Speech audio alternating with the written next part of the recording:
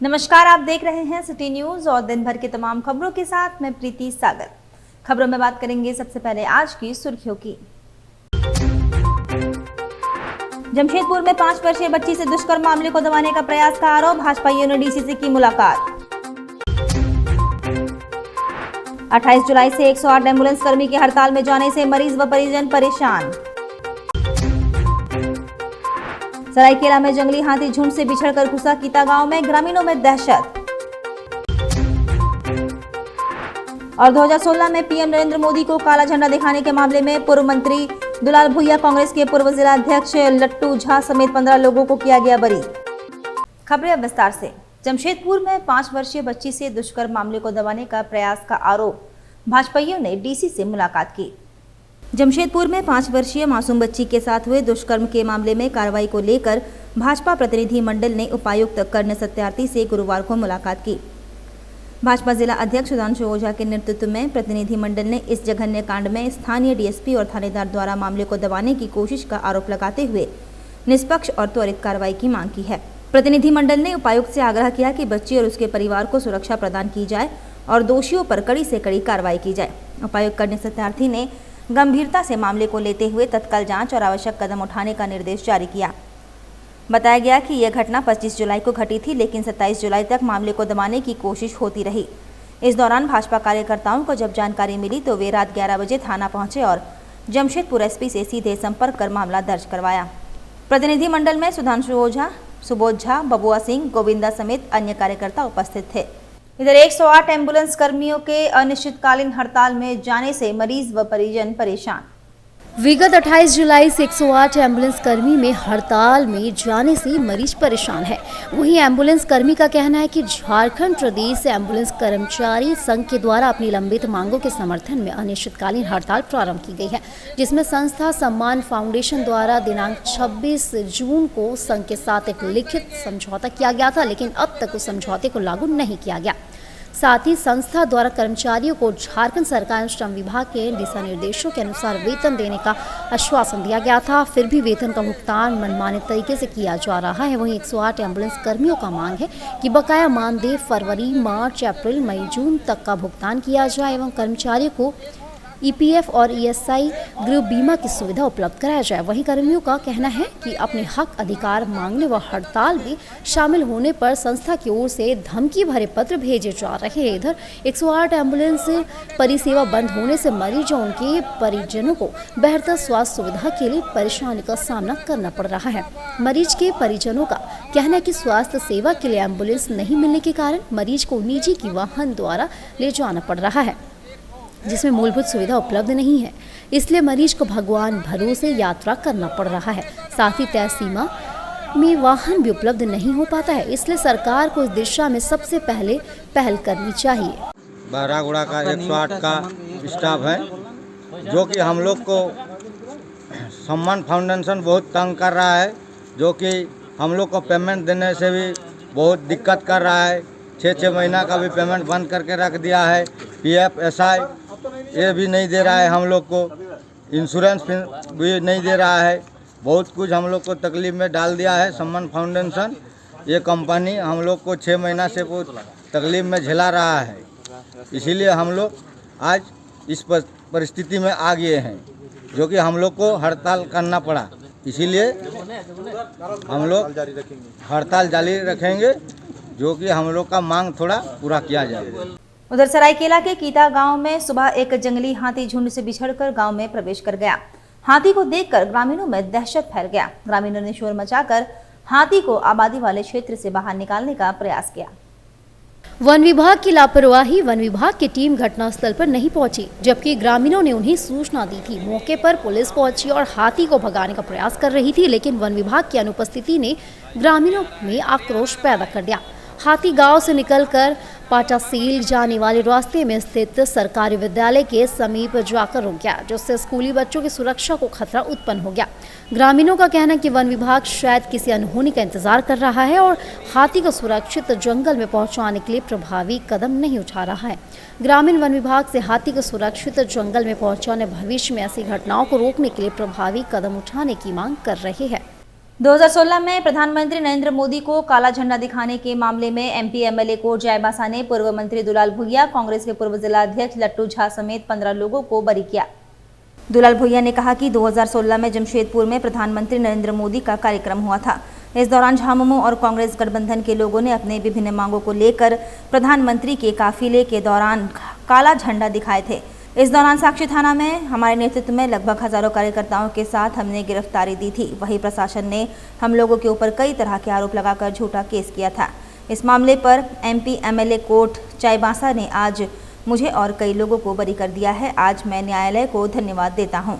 12 साल से हम लोग ने कोर्ट में अपना झेले, खैर संघर्ष, लड़ाई, और हम झारखंड आंदोलन में तो शुरू से रहे। 300 बार हमने जेल में रहे, 5-5 साल जेल में रहे, 60-70 केस खाए हैं।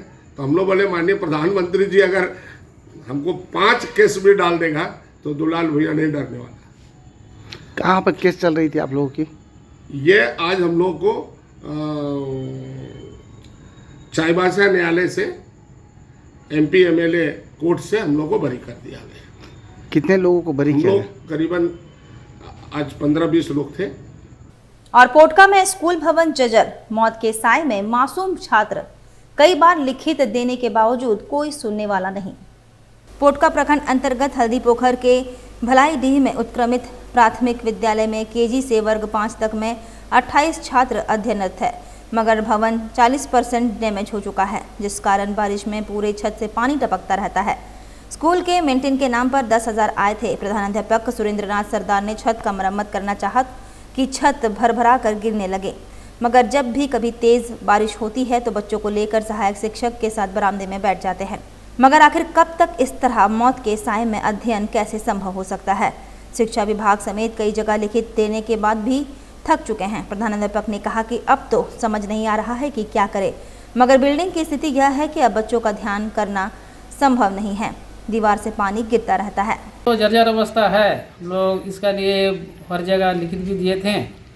उसके बाद हम लोग ब्लॉक में भी लिख करके दिए, इस BRC में जानकारी दिए हैं। क्या कि हम लोग का बिल्डिंग देख करके हम लोग को भी पढ़ाने में थोड़ा डर लगता है, कहीं बच्चा लोगों का ऊपर कहीं नहीं गिरे या मास्टर लोगों के पास कुछ नहीं गिरे। इसलिए हर जगह हम लोग देखते हैं कि दूसरा जगह में सुनते हैं कि बिल्डिंग गिरा, फल्ला गिरा, इसलिए हम लोग को भी डर लगता है। बीच बीच में पानी जब गिरता है उसमें हम लोग बरामदा में बैठा करके बच्चा लोगों को पढ़ाते हैं। बड़ी रिस्क का बात है।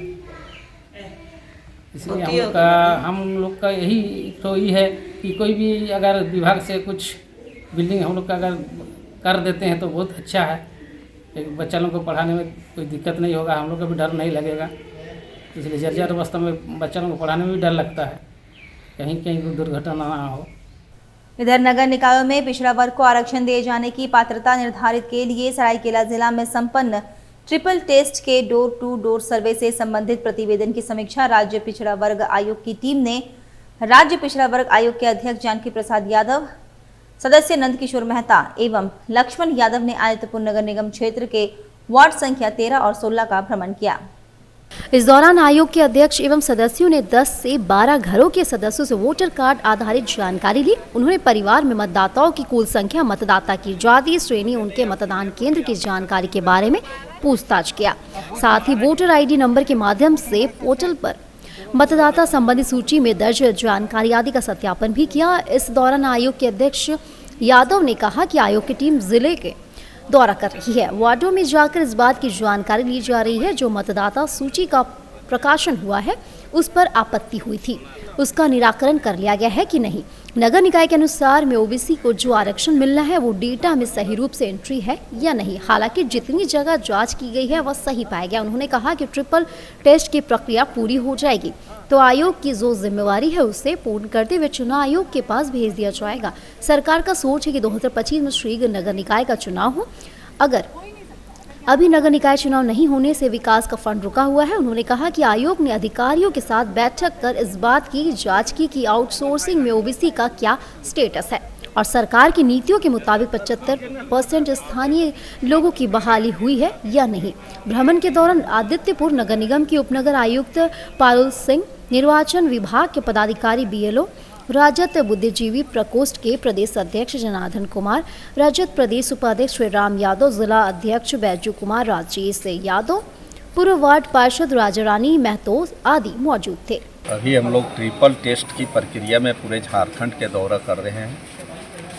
जो निकाय चुनाव में ओबीसी को आरक्षण मिलना है, उसमें मतदाता सूची का बन गया है। उसमें आपत्ति आई थी, आपत्ति का भी निराकरण वार्ड स्तर पर, बूथ स्तर पर और जिला स्तर पर हो चुका है। उसी का हम लोग निरीक्षण कर रहे हैं। डोर टू डोर जाके लोगों से मिल रहे हैं।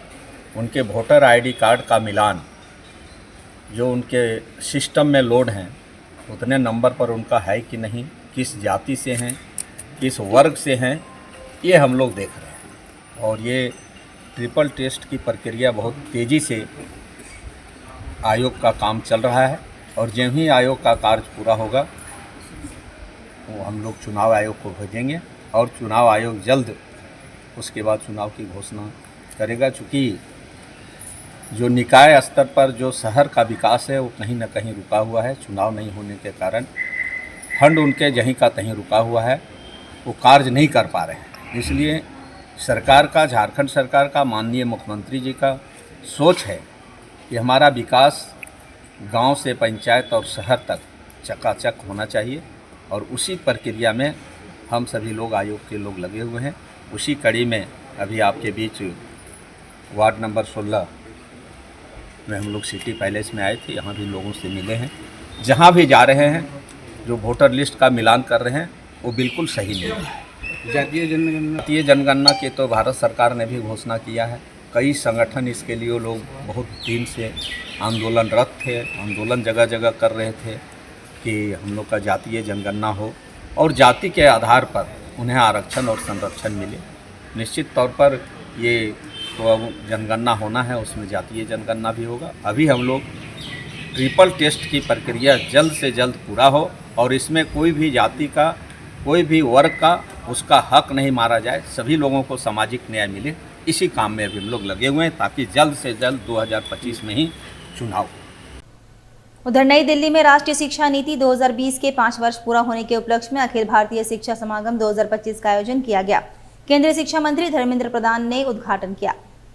राष्ट्रीय शिक्षा नीति 2020 के 5 वर्ष पूरा होने के उपलक्ष्य में नई दिल्ली में अखिल भारतीय शिक्षा समागम 2025 का आयोजन किया गया। इसका उद्घाटन केंद्रीय शिक्षा मंत्री धर्मेंद्र प्रधान ने किया। इस समागम में झारखंड के शिक्षा मंत्री रामदास सोरेन भी शामिल हुए। समागम में पिछले 5 वर्षों में NEP 2020 के तहत उच्च शिक्षा और स्कूल शिक्षा में आए बदलावों पर चर्चा हुई। वहीं दिल्ली से झारखंड जमशेदपुर वापस आने के बाद अपने आवास पर पत्रकारों से बातचीत करते हुए बताया कि एकेडमिक बैंक ऑफ क्रेडिट, राष्ट्रीय क्रेडिट फ्रेमवर्क, स्वयं समर्थ, ओनोस और मालवीय मिशन शिक्षक प्रशिक्षण कार्यक्रम जैसी योजनाओं के माध्यम से उच्च शिक्षा में लचीलापन लाने पर विचार किया गया। केंद्रीय मंत्री धर्मेंद्र प्रधान ने इस दौरान 4000 करोड़ रुपए से अधिक की परियोजनाओं का अनावरण भी किया। और उनका मुख्य उद्देश्य यही था कि 2020 में शिक्षा नीति जो प्रारंभ किया गया, नीति बनाई गई है, उसका चर्चा उन पर चर्चा हुआ और जिस पर उसमें पूरा देश के सभी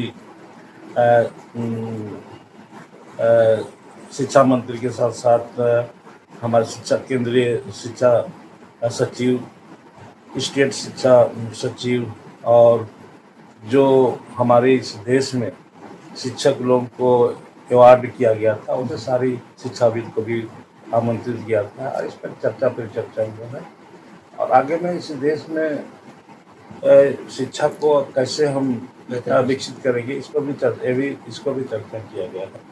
वहीं नगर निकायों में पिछड़े वर्गों के आरक्षण निर्धारण हेतु डोर टू डोर सर्वे की समीक्षा को लेकर राज्य पिछड़ा वर्ग आयोग ने परिसदन में जिला के पदाधिकारियों के साथ बैठक की। पिछड़ा वर्ग के कल्याण को लेकर संचालित अन्य योजनाओं में भी भागीदारी पर चर्चा हुई। नगर निकायों में पिछड़े वर्गों को आरक्षण दिए जाने की पात्रता निर्धारण हेतु ट्रिपल टेस्ट के अंतर्गत जिले में संपन्न डोर टू डोर सर्वे से संबंधित प्रतिवेदनों की समीक्षा हेतु राज्य पिछड़ा वर्ग आयोग के अध्यक्ष जानकी प्रसाद यादव ने परिसदन सभागार में बैठक किया। आयोग के सदस्यगण नंदकिशोर मेहता, लक्ष्मण यादव, नरेश वर्मा भी बैठक में मौजूद रहे। बैठक में राज्य पिछड़ा वर्ग आयोग ने सभी विभागों से अद्यतन प्रतिवेदन के अलावा पिछड़े वर्गों की आर्थिक, सामाजिक, शैक्षणिक एवं राजनीतिक स्थिति से संबंधित विभिन्न पहलुओं का विस्तृत जानकारी लिया। आयोग द्वारा पिछड़े वर्गों की जाति, आय, जन्म मृत्यु प्रमाण पत्र एवं अंचल कार्यालय में लंबित प्रकरणों की भी गहन समीक्षा की गई तथा सभी मामलों का समयबद्ध निष्पादन सुनिश्चित करने हेतु संबंधित पदाधिकारियों को निर्देशित किया गया। झारखंड में ओबीसी को न्याय मिले, अधिकार मिले, उसे सामाजिक, आर्थिक, शैक्षणिक और राजनीतिक स्तर क्या है, इसकी जानकारी के लिए आयोग अध्ययन कर रहा है। क्योंकि पहली बार नगर निकाय के चुनाव में ओबीसी को आरक्षण मिलना है, तो हम लोग ट्रिपल टेस्ट की प्रक्रिया में पूरे झारखंड के हर जिले के हर नगर निकाय में डोर टू डोर जाके हम लोग जांच कर रहे हैं, सर्वेक्षण कर रहे हैं, सर्वे कर रहे हैं कि उनको जो सिस्टम में जो मतदाता सूची में दर्ज है, उनका नाम, पिता का नाम या पति का नाम, जाति और वर्ग उसमें स्पष्ट है या नहीं है। हम लोग हर जगह इसी जांच के क्रम में हम लोग कोल्हान में भी घूम रहे हैं और वार्डों में जा कर के हम लोग लोगों से, मतदाताओं से मिल रहे हैं, उनके आईडी कार्ड के आधार पर उनको सिस्टम में चेक कर रहे हैं, देख रहे हैं कि है कि नहीं। तो पूरे कोल्हान में भी हम लोगों ने जहाँ तक घूमा है, पूरे झारखंड में सही मिल रहा है, सभी चीज़ों का मिलान कर लिया गया है और पूरे झारखंड और कोल्हान में भी सभी जातियों का जो उसकी आबादी है, जो उसकी संख्या है, उसके अनुसार उन्हें अधिकार मिले, आरक्षण मिले, संरक्षण मिले। इसी के कड़ी में हम लोग कोल्हान में भी आए हैं। और जमशेदपुर में 1 अगस्त से जमीन का रजिस्ट्री महंगा हो जाएगा, जिसे लेकर रजिस्ट्री कार्यालय में जमीन दाताओं की भीड़ देखी जा रही है। इस वर्ष मानगो की जमीन पिछले वर्ष की तुलना में महंगी हो गई। रजिस्ट्री को लेकर अवर निबंधक उज्जवल मिंच ने बताया कि प्रत्येक 2 वर्ष में एक बार शहरी, अर्ध शहरी और ग्रामीण क्षेत्र के पंजीकरण में संशोधन किया जाता है। इस वर्ष शहरी और अर्ध शहरी क्षेत्र के जमीन में 10 से 20% और स्ट्रक्चर निर्माण में 10% का वृद्धि हो गई है। वहीं उन्होंने यह भी जानकारी दी कि इस वर्ष मानगो वार्ड नंबर 11 की जमीन अन्य क्षेत्रों के मुकाबले ज़्यादा महंगी हो गई। अगले वर्ष 2026 में ग्रामीण क्षेत्र के जमीन रजिस्ट्री में संशोधन किया जाएगा। आगामी 1 अगस्त से शहरी क्षेत्रों में, पूर्वी सिंहभूम जिला के शहरी क्षेत्रों में हमारा जो न्यूनतम मूल्य मार्गदर्शिका पंजी है उसमें संशोधन किया जा रहा है और जो ज़मीन का मूल्य है उसमें 10 से 20% तक की वृद्धि की जा रही है और जो स्ट्रक्चर है मकान का उसमें 10% तक की वृद्धि की जा रही है। उसके लिए हमारे उपायुक्त महोदय का आदेश लिया गया है और इसकी प्रति हमारे विभाग revenue, registration and land record department में प्रेषित की जा रही है। अभी सर क्या क्षेत्र वाइज भी इसमें रेट में परिवर्तन होता है क्या? क्षेत्र वाइज रेट में परिवर्तन तो नहीं होता है, वो हम लोग एक डाटा निकालते हैं। पिछले साल जो भी निबंधन हुआ है उस दस्तावेज़ का एक डाटा निकाला जाता है, उसका ग्रोथ रिपोर्ट निकाला जाता है और उसके आधार पर जो हमारा जो एक फार्मूला है उस पर सेट करके उस पर वृद्धि की जाती है। इस वर्ष किस क्षेत्र में जो है थोड़ा ज़्यादा है? इस बार वैसा कुछ नहीं है, सभी क्षेत्र में लगभग समान वृद्धि हो रही है। हो सकता है किसी वार्ड में, जैसे हमको लगता है कि 11 नंबर वार्ड हो या फिर 1 नंबर वार्ड हो, उसमें कुछ वृद्धि हो रही है, लेकिन 20% से ज़्यादा किसी में वृद्धि नहीं हो रही है। वो एक आपकी सीमा है, 20% से किसी भी क्षेत्र में वृद्धि नहीं करना है ज़्यादा। ये प्रत्येक वर्ष मतलब इस तरह से बढ़ोतरी होता है कि कुछ वर्षों में एक बार? ज़मीन का जो वैल्यू होता है, वृद्धि जो होती है, उसका संशोधन हर एक 2 साल के बाद किया जाता है। 1 साल ग्रामीण क्षेत्र का किया जाता है और 1 साल शहरी क्षेत्र का किया जाता है। वक्त तो चला है अब एक छोटे से ब्रेक का। ब्रेक के बाद खबरें और भी है, तब तक के लिए देखते रहिए सिटी न्यूज़। रेमंड अपने कपड़ों और परिधान उत्पादों, विशेष रूप से शूटिंग्स शर्टिंग्स कपड़ों के लिए प्रसिद्ध है। लोग शादी के सीजन में खासकर रेमंड के ही सूट्स की खरीदारी करते हैं, तभी तो रेमंड द कंप्लीट मैन कहा गया है। साथ ही रोजाना ऑफिस में पहनने के लिए फॉर्मल्स कपड़े भी लोग रेमंड के ही पसंद करते हैं। अब जमशेदपुर के मानगो में भी रेमंड शोरूम का नया ब्रांच खुल गया है, जहां आप अपने पसंद की शूटिंग, शर्टिंग्स, रेडीमेड और एक्सेसरीज की जमकर खरीदारी कर सकते हैं। रेमंड शॉप में चल रहा है स्पेशल ऑफर। यहां आपको 15,000 की खरीदारी पर मिलेगा एक सिल्वर कॉइन मुफ्त, साथ ही 5,000 की खरीदारी पर एक पिलो। हमारा पता है opposite nature park, road number 15, Jawahar Nagar, Mango, Jamshedpur. हमारा फोन नंबर है 7870302288।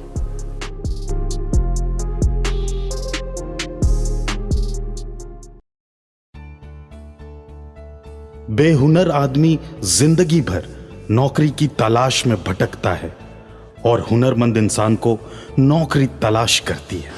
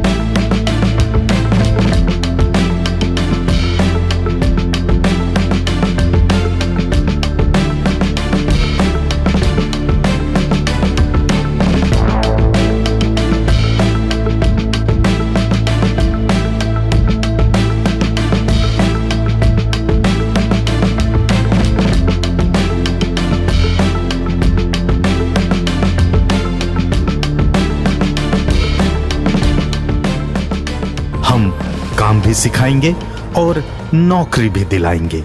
अधिक जानकारी के लिए संपर्क करें अंतर्राष्ट्रीय मान्यता प्राप्त Rabia technical institute and placements council approved by government of India और देखें हमारा वेबसाइट www.rabiainstitute.in।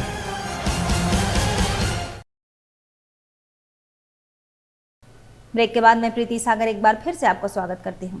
आगामी 10 अगस्त को बॉलीवुड अभिनेत्री जयप्रदा जमशेदपुर पहुंचेंगी, जहां बिजनेस अवार्ड शो कार्यक्रम में शामिल होंगी। वहीं आयोजनकर्ता द्वारा आज टिकट का लॉन्चिंग किया गया। झारखंड में पहली बार इस तरह का कार्यक्रम का आयोजन किया जा रहा है, जिसमें बिहार, झारखंड, बंगाल, उड़ीसा से लोग इस कार्यक्रम में आएंगे। वहीं बॉलीवुड अभिनेत्री जयप्रदा, एबी वायरल यूट्यूबर जूनियर मिथुन समेत कई मुख्य लोग कार्यक्रम में शिरकत करेंगे। कार्यक्रम के आयोजनकर्ता रोशन कुमार गुप्ता ने कहा कि बिष्टुपुर कुसुम कमानी ऑडिटोरियम नरवेराम में 5 बजे से 10 बजे तक यह कार्यक्रम चलेगा, जिसमें बॉलीवुड अभिनेत्री जयप्रदा, एबी वायरल यूट्यूबर जूनियर मिथुन कार्यक्रम में शिरकत करेंगे। नेशनल लेवल हम लोग एक अवार्ड्स ऑर्गेनाइज किए हैं ज़ोलैटो फाउंडेशन। मैं रोशन कुमार फाउंडर एंड मेरे साथ co founder Jayprakash, Trisha and Amisha, सारे टीम लोग हैं। हम लोग एक prestigious 4 state national competition awards organise किए हैं, जिसमें झारखंड, बिहार, ओडिशा और वेस्ट बंगाल के लोग आ रहे हैं। इस अवार्ड्स के सेलिब्रिटी गेस्ट हैं हमारे पास जयप्रदा मैम है एंड एबी वायरल और हमारे साथ जूनियर मिथुन था। ये 10 अगस्त को कुसुम कमानी ऑडिटोरियम बिष्टुपुर पे हो रहा है। तो इस अवार्ड शो का मेन मकसद ये है कि जो छोटे और बड़े बिजनेसमैन उनको सपोर्ट करना, वो अपने नाम को नॉमिनेशन फाइल कर सकते हैं। अलग अलग कैटेगरी, हमारे पास बहुत सारे कैटेगरीज है, उस कैटेगरीज में सारे लोग अपने आप को अवार्ड में नॉमिनेट करवाएं, उसमें उनका सिलेक्शन होगा और सिलेक्शन के बेसिस पे सिलेक्शन हमारा वेबसाइट से भी हो रहा है www.zolotofoundation.com पे। उसके बेसिस पे हम लोग सेलेक्ट कर रहे हैं जो भी बिजनेसमैन है, अपने अपने फील्ड में काम, रेस्पेक्टिव बिजनेसमैन सारे लोगों को। एंड आज हम लोग अपने टिकट्स को लॉन्च कर रहे हैं। इस टिकट दिखा सकते हैं। बेसिकली ये टिकट आज हम लोग लॉन्च कर रहे हैं। तो टिकट जमशेदपुर के अलग अलग लोकेशंस में आप लोग आकर टिकट्स ले सकते हैं। टिकट्स के प्राइस बहुत बेसिक प्राइस है 300 रुपीज़, जिसमें आप लोगों को एबी वायरल जी का शो देखने को मिलेगा, जयाप्रदा मैम का अवार्ड नाइट देखने को मिलेगा, प्लस जूनियर मिथुन दा का परफॉर्मेंस देखने को मिलेगा। तो ये सारी चीज़ आपको 10 अगस्त के लिए मिलने वाली है। इसके अलावा और क्या क्या कार्यक्रम होना है?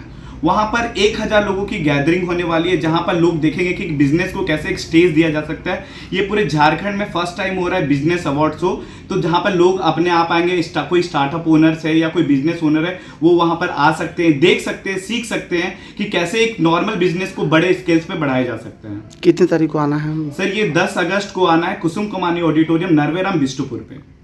उपायुक्त कन्या सिद्धार्थी द्वारा जुगसलाई नगर परिषद क्षेत्र का व्यापक निरीक्षण किया गया। निरीक्षण के दौरान उपायुक्त ने नगर परिषद कार्यालय, water treatment plant, dump yard, नगर परिषद पार्क तथा आयुष्मान आरोग्य मंदिर का स्थलीय निरीक्षण कर आवश्यक दिशा निर्देश दिए।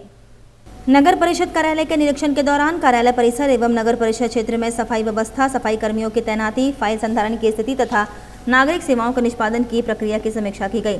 उपायुक्त ने कार्यालय व्यवस्था को और अधिक सुव्यवस्थित करने का निर्देश दिए ताकि आमजन को त्वरित और सुलभ सुविधाएं मिल सके। कार्यालय भवन के ऊपरी तल पर निर्मित मार्केट प्लेस में बने दुकानों का भी निरीक्षण किया गया, जिनका शीघ्र आवंटन किए जाने का निर्देश कार्यपालक पदाधिकारी संदीप पासवान को दिया गया। नगर परिषद पार्क के निरीक्षण में उपायुक्त ने पार्क के बेहतर रखरखाव, स्वच्छता और सौंदर्यीकरण पर बल देते हुए स्पष्ट निर्देश दिए। उन्होंने ये भी कहा कि जिसको प्रबंधन से समन्वय स्थापित कर दिन के समय में भी पार्क में बिजली आपूर्ति सुनिश्चित की जाए, क्योंकि वर्तमान में केवल संध्या समय के बाद ही विद्युत सुविधा उपलब्ध रहती है। परिषद क्षेत्र अंतर्गत डंप यार्ड का निरीक्षण करते हुए उपायुक्त ने कचरा प्रबंधन की स्थिति का जायजा लिया और ठोस अपशिष्ट के समुचित निस्तारण को लेकर दिशा निर्देश दिए। उन्होंने कहा कि कचरा प्रबंधन में लापरवाही नहीं बरती जाए और नियमित सफाई व्यवस्था सुनिश्चित की जाए। पेयजल एवं स्वच्छता विभाग द्वारा संचालित वाटर ट्रीटमेंट प्लांट का भी निरीक्षण किया गया। उपायुक्त ने निर्देश दिया कि उक्त संयंत्र को नगर परिषद को हस्तांतरित करने की प्रक्रिया शीघ्र पूरी की जाए ताकि पेयजल आपूर्ति में स्थानीय स्तर पर जवाबदेही सुनिश्चित हो सके। इसके अलावा आयुष्मान आरोग्य मंदिर का निरीक्षण करते हुए उपायुक्त ने उपलब्ध दवाओं के भंडारण, चिकित्सा कर्मियों की उपस्थिति तथा सेवाओं की गुणवत्ता की समीक्षा की। उन्होंने स्वास्थ्य सेवाओं को और अधिक सुदृढ़ करने हेतु आवश्यक निर्देश दिए। उपायुक्त ने संबंधित पदाधिकारियों को निर्देशित किया कि निरीक्षण के दौरान चिन्हित सभी मुद्दों पर त्वरित कार्रवाई सुनिश्चित करें ताकि क्षेत्र के नागरिकों को बेहतर नागरिक सुविधाएं, समुचित व्यवस्था, सुविधा एवं अन्य बुनियादी सुविधाएं सुलभ रूप से उपलब्ध कराई जा सके। वहीं पूर्व मुख्यमंत्री चंपई सोरेन ने कहा कि राज्य में लॉ एंड ऑर्डर पूरी तरह से फेल हो चुका है। आम जनता अपने आप को असुरक्षित महसूस कर रही है। पूर्व मुख्यमंत्री सह भाजपा नेता चंपई सोरेन ने मीडिया से बात करते हुए कहा कि राज्य में लॉ एंड ऑर्डर पूरी तरह से फेल हो चुका है। यहां तक कि पूरा सिस्टम ही चरमरा गया है। लोग अपने आप को असुरक्षित महसूस कर रहे हैं। सिस्टम फेल हो चुका है, लॉ एंड ऑर्डर फेल हो चुका है, तो सारी बात उठे। तो विधानसभा कल से शुरू हो रहा है, तो कुछ ऐसा मुद्दा जिसको उठाएंगे आप एकदम? हमारा कल 1 बजे विधायक दल का बैठक है, उसमें सारा निर्णय होगा कि किस मुद्दा का हम लोग आगे बढ़ाएंगे। कोई चीज़ तो यह सिस्टम नहीं चल रहा है। विद्या पेंशन 5 महीना 6 महीना के बाद और सब बहुत सा योजना है। हर योजना अभी कहीं शुरुआती नहीं है। डीबीएमएस कदमा हाई स्कूल में साईकॉम फेस्ट 1 अगस्त को 19 विद्यालयों के 500 से अधिक विद्यार्थी हिस्सा लेंगे। जमशेदपुर के डीबीएमएस कदमा हाई स्कूल में 1 अगस्त को एक भव्य अंतर विद्यालय शैक्षणिक महोत्सव आईस्कॉम फेस्ट 2025 का आयोजन किया जा रहा है। इसे लेकर गुरुवार को स्कूल परिसर में स्कूल के प्रधानाध्याचार्य गुरप्रीत भामरा ने प्रेस कॉन्फ्रेंस का आयोजन किया। यह कार्यक्रम विज्ञान एवं वाणिज्य विभाग के संयुक्त तत्वाधान में आयोजित किया जाएगा, जिसका उद्देश्य छात्रों में विज्ञान और वाणिज्य विषयों के प्रति उत्सुकता, नवाचार, तार्किकता तथा रचनात्मक अभिव्यक्ति को प्रोत्साहित करना है। 19 विद्यालयों के 510 छात्र होंगे प्रतिभागी। इस उत्सव में जमशेदपुर के 19 प्रतिष्ठित विद्यालयों के कक्षा 9वीं से 12वीं तक के लगभग 510 छात्र छात्राएं भाग ले रहे हैं। यह आयोजन न केवल प्रतियोगिताओं का मंच है, बल्कि विद्यार्थियों के समग्र व्यक्तित्व का विकास एवं 21वीं सदी के आवश्यक कौशलों से युक्त बनाने की दिशा में एक सशक्त प्रयास है। कार्यक्रम में चैम्बर ऑफ कॉमर्स के अध्यक्ष विजय आनंद मुनका मुख्य अतिथि के रूप में सम्मानित होंगे। उनके अनुभव और मार्गदर्शन से छात्रों को व्यावसायिक एवं सामाजिक दृष्टिकोण से नई दिशा मिलने की अपेक्षा है। आकर्षक प्रतियोगिताओं की भरमार साईकॉम फेस्ट के अंतर्गत कई अनूठी और रचनात्मक प्रतियोगिताएं आयोजित की जाएगी, जो छात्रों की सृजनात्मकता, विश्लेषण क्षमता और नवाचार कौशल को उजागर करेंगे। लोग साईकॉम का आयोजन कर रहे हैं हमारे स्कूल में, और करीब 19 स्कूल जो जमशेदपुर के जाने माने स्कूल्स हैं, उससे 500 से ऊपर बच्चे इस इवेंट में पार्टिसिपेट कर रहे हैं। जैसे कि नाम है साईकॉम, ये साइंस और कॉमर्स का एक अमेलगमेशन है इवेंट का, जिसमें साइंस और कॉमर्स से रिलेटेड इवेंट्स रखे गए हैं। अलग अलग तरह के इवेंट्स है, जैसे इनोवेशन इंक्यूबेटर है, क्लू डिटेक्टिव्स है, digital Chronicle, EMCQ,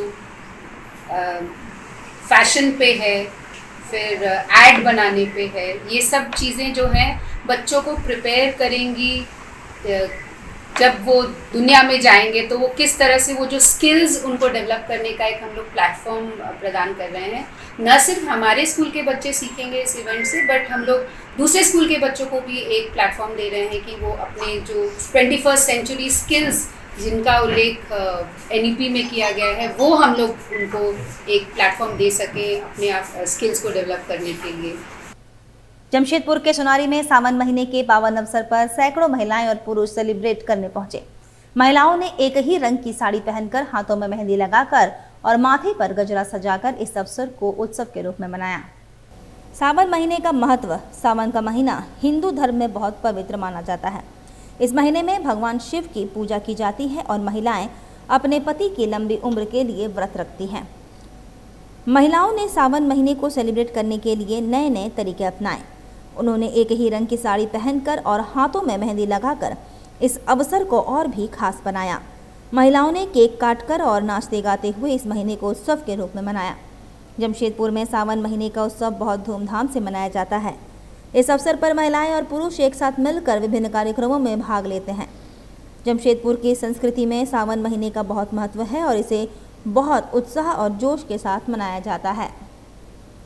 Shri Prasad नाम हुआ और हम लोग यहाँ पे 7 ईयर से अपना सावन गेट टुगेदर सेलिब्रेट कर रहे हैं। ये तो बहुत मतलब अच्छा रहा हम लोग के लिए और हर साल कुछ नया नया चीज़ हम लोग ऐड कर रहे हैं। गेम्स रह रहा है, हौजी रहता है और अच्छा फूड रहता है और इसी बहाने हम सब लेडीज़ लोग एक दूसरे से मिलते हैं। इवनिंग बहुत जॉयफुल रहता है और बस ये कंटिन्यू रहे, यही विश करते हैं कि हम लोग सोसाइटी का सारे लेडीज़ में ऐसे ही प्यार बना रहे और सब बहुत इंजॉय करें। हैप्पी सावन। चलते चलते एक बार फिर से नजर डालेंगे अब तक की सुर्खियों पर। जमशेदपुर में 5 वर्षीय बच्ची से दुष्कर्म मामले को दबाने का प्रयास का आरोप। भाजपाइयों ने DCC की मुलाकात। 28 जुलाई से 108 एम्बुलेंस कर्मी के हड़ताल में जाने से मरीज व परिजन परेशान। सरायकेला में जंगली हाथी झुंड से बिछड़कर घुसा कीता गांव में, ग्रामीणों में दहशत। और 2016 में PM नरेंद्र मोदी को काला झंडा दिखाने के मामले में पूर्व मंत्री दुलाल भुइया, कांग्रेस के पूर्व जिला अध्यक्ष लट्टू झा समेत 15 लोगों को किया गया बरी। और अभी के लिए बस इतना ही। कल फिर मिलेंगे कुछ अन्य खबरों के साथ। तब तक के लिए दीजिए सिटी न्यूज की पूरी टीम को इजाजत। नमस्कार।